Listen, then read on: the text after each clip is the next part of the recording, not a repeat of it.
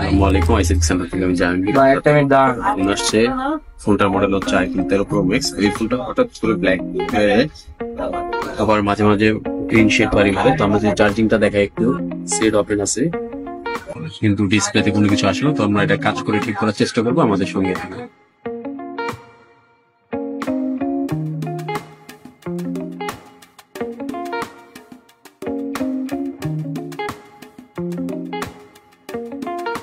আলহামদুলিল্লাহ আমাদের ফ্ল্যাক্স রিপেয়ারের কাজ শেষ।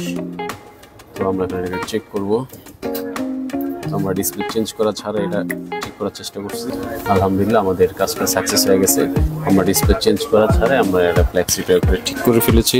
তো আপনারা যারা এরকম প্রবলেম নিয়ে ভোগান্তিতে পড়েন, যেমন আপনার হোয়াইট স্ক্রিন, গ্রিন স্ক্রিন সব জায়গায় দেখাইছেন, কাজ হয় নাই, তো ফ্ল্যাক্স রিপেয়ার করার পরেও যদি না হয়, তাহলে সেক্ষেত্রে আপনারা আমাদের সাথে যোগাযোগ করতে পারেন।